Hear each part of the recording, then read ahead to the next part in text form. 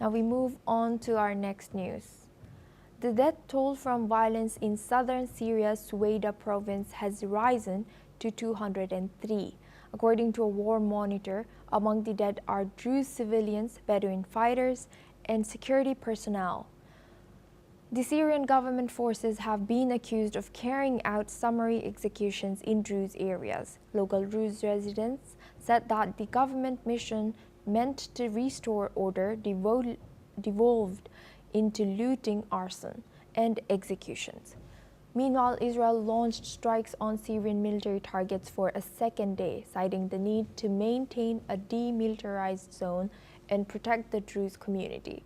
Prime Minister Benjamin Netanyahu said Israel is acting to prevent harm to Druze residents. Let's listen in to his comments. אנחנו פועלים גם בסוריה היום, מהבוקר. יש לנו מחויבות לשמור על אזור דרום מערב סוריה כשטח מפורז בגבול ישראל. אנחנו לא נרשה לחזור למצב שמקיימים לנו שם לבנון שנייה. ואנחנו גם מחויבים לשמור על התושבים הדרוזים. אנחנו עושים זאת באמצעות פעולות עצימות. אני מקווה שלא נצטרך לפעול יותר. זה תלוי מאוד במה שמבינים וגם עושים וגם לא עושים. Damascus has condemned these strikes, with Syrian Foreign Ministry holding Israel fully responsible for the attacks and their consequences. The ministry further stressed Syria's commitment to protecting all citizens, including the Druze, and affirmed its right to defend its territory under international law. Additionally, the U.S. Special Envoy to Syria, Tom Barak, called the clashes worrisome and said Washington was working with all parties to restore calm. Now we're joined by Jordan Cope. He's a Middle East expert joining us live from Germany. Thank you, Jordan, for joining us today. Good to see you. Now, what does the alleged involvement of Syrian government forces in these executions indicate about Damascus's control and strategy in Druze majority areas?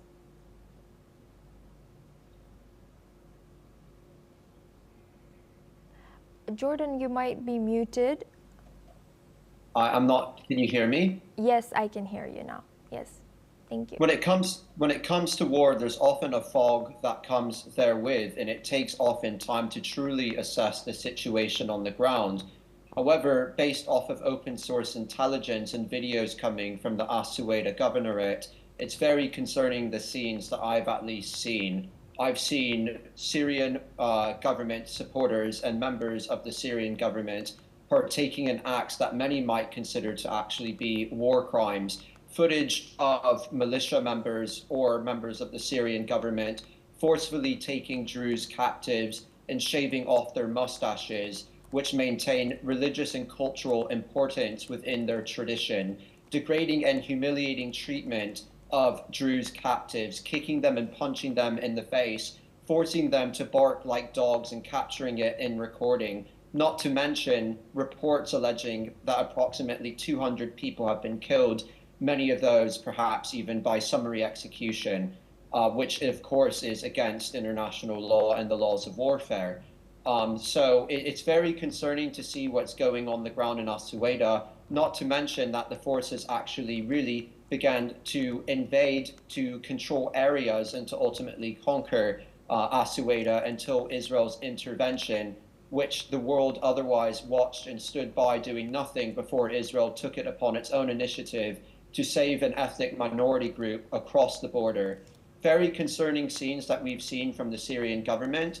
And it's not ultimately a surprise, however, even though the West has cozied up to the Ashara regime, one must not forget how Ashara refused to rein in his forces and his supporters, who ultimately massacred approximately 1,300 Alawites, a group, an offshoot of the Shiite Islam faith, and a minority also in Syria. Not to mention, the Kurds in the north have also been attacked by Syrian government forces and have lost territory to the Ashara regime. And so these minority groups, which control de facto territory and defend their own, understanding that the Syrian government shouldn't be left to its devices to protect these minority groups, which it has failed to protect and has even attacked, It's ultimately a very concerning situation on the ground, and without Israel's intervention, it could have been much, much worse.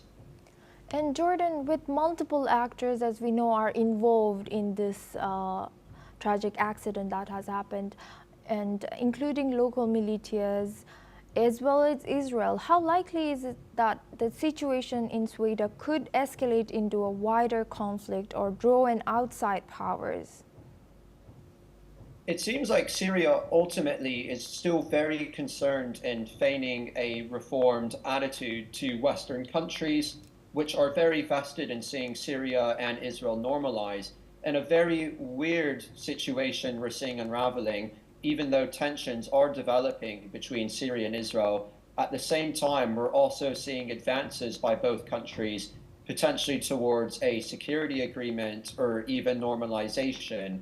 Obviously, one of the biggest obstacles to normalization or to a security agreement, which might even be discussed in Baku with Syrian and Israeli officials meeting this upcoming weekend, one of the biggest obstacles is the future of southern Syria and Israel's ability to intervene, whether it be against terrorist groups or whether it be against the Syrian government, if Israel perceives the government to be acting in a manner that could potentially implicate future ethnic cleansing against the Druze people. So it remains yet to be seen, really, how what is occurring in southern Syria will and how it will evolve, given that this is the first instance, really, of Ashar's regime actually intervening on the ground in southern Syria. However, all of this being said, Syria has acknowledged at the same time that it is not important for it to recover the Golan Heights in a future normalization agreement, as well as Mount Hermon, which poses significant geographic and strategic importance for Israel, being the high ground in a very volatile region. So it remains yet to be seen ultimately what will happen. I do not predict this turning into a greater regional concern. However, what is important right now is that the Druze people are protected for yet another day, and the world has much gratitude to thank Israel for intervening. Thank you very much, Jordan, for joining us today and sharing your insight as a Middle East expert. Now we move on to our next news.